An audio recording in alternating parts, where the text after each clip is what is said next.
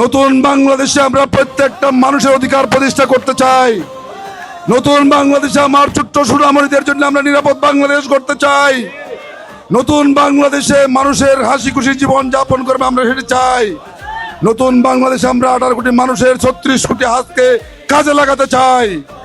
আমরা বাংলাদেশকে দরিদ্র বেকারত্ব অভিশাপে জর্জরিত এই বাংলাদেশকে নতুন ভাবে বাংলাদেশকে ঢেলে সাজাতে চাই। আমরা চাই বাংলাদেশ দুর্নীতি মুক্ত হবে।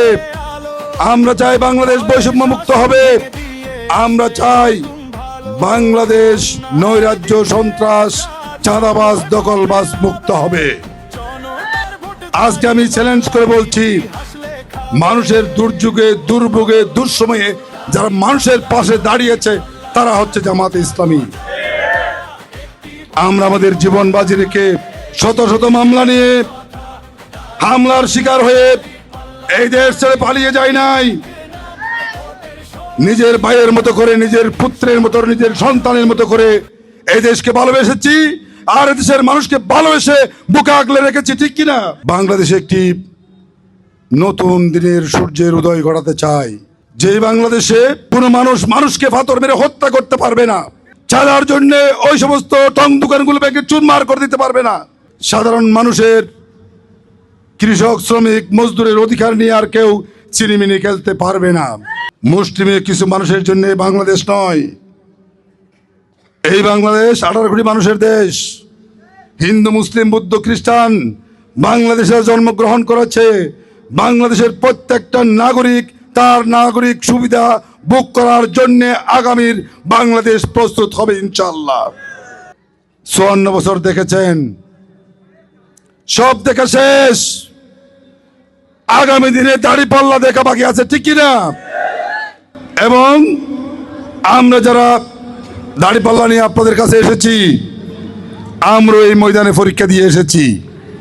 আমি তো বিশ্বাস করি ঐক্যবদ্ধ হয়েছে, ন্যায়ের পক্ষে, কল্যাণের পক্ষে, ইনসাফের পক্ষে, মানবিক বাংলাদেশ গঠন করার জন্য দাঁড়িপাল্লার পক্ষে দেশের মানুষ আজ ঐক্যবদ্ধ হয়েছে। যেখানে যাই মা বোনদের চেহারা দেখি, ছোট্ট শিশুরা আজকে স্বপ্ন দেখা শুরু করেছে। এদেশের অসহায় মানুষগুলো আজ বর্ষার স্থান খুঁজে পেয়েছে। আমার জীবন আল্লাহ তাআলা আমাকে ফিরিয়ে দিয়েছেন দ্বিতীয়বার। আমাকে তো ক্রসফায়ার দেওয়ার জন্য নিয়ে যাওয়া হয়েছিল, সেখান থেকে এসেছি। ইনশাআল্লাহ বাকি জীবন যতদিন হায়াত থাকে আপনাদের কথা আমার অন্তরে থাকবে ইনশাআল্লাহ। মৃত্যুর আগ পর্যন্ত এই কুরুশকুলবাসীর কথা আমি ভুলে যাব না ইনশাআল্লাহ। আমি আপনাদের কাছ থেকে দোয়া চাই। কুরুশকুলের যে রাস্তা আমি তো 24 ঘন্টা কিন্তু যাই, আমরা তোর বেশি হলে গিয়ে চলাফেরা নকরণ। দিনে অন্তত 3বার আসা যাওয়া করি। দুঃখুর অনে যে আদুরি মাসুর আছে মাঝে মধ্যে মেরিতে লাগু আনি দে ইনে নিয়ে রাখতে যাবি অনে। তো এই জরাজীর্ণ শুধু কুরুশকুলের নয়, প্রত্যন্ত অঞ্চলের ইনশাআল্লাহ আল্লাহ তাআলা যারা তৌফিক দেয় এই রাস্তাঘাটের আমল পরিবর্তন সংস্কার হবে ইনশাআল্লাহ। টেকসই দৃশ্যমান উন্নয়ন আরা করছি ইনশাআল্লাহ। এই কুরুশকুলত একখান হসপিটাল অন্যান্য খুবই জরুরি আর একখান হসপিটাল গরিবাল্লাই চেষ্টা করছি ইনশাআল্লাহ।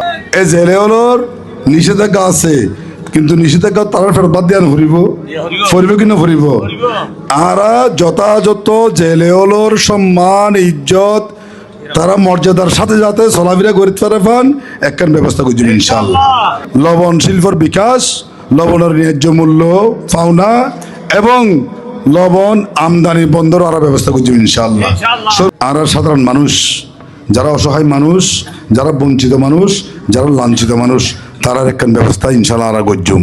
ব্যাংক, অর্থনীতি, দেশের মধ্যে কি সাধারণ মানুষের যতক্ষণ বেকার আছে বেকার হলোর কর্মসংস্থান লাই আর রাষ্ট্রীয়ভাবে ব্যবস্থা করিবার ইনশাআল্লাহ আরো যদি তৌফিক দিয়ে আল্লাহ তাআলা চেষ্টা করছি ইনশাআল্লাহ। সম্মানিত কুরুশকুলবাসী, আয়ন আগামী 12 তারিখ আর দাঁড়িপাল্লা মারহারে বিজয় সারা করে নজেবান কেন্দ্র পাহারা দিবেন বিভিন্নভাবে চক্রান্ত ষড়যন্ত্র করে আয় প্রশাসনের হই এই সমস্ত চক্রান্ত ষড়যন্ত্র আর বিজয়ের সিরিলিত আর নদীম ইনশাল্লাহ দিবেন না হন মহরা ভোট দিবেন ভোট কেন্দ্র পাহারা দিবেন ভোটের নিরাপত্তা দিবেন ভোটের রেজাল্ট নয় বিজয় মিছিল করে করতে পারেন ইনশাল্লাহ আল্লাহ পাক অনারের সহি সালামতে ভোট দিবার তৌফিক দান করুক আগামী দিনত সৎ ন্যায় ইনসাফ কল্যাণ একটা আদর্শ রাষ্ট্র করিবার লাই দাঁড়িয়ে পাল্লা হারে বিজয় করিবার তৌফিক দান করুক আসসালামু আলাইকুম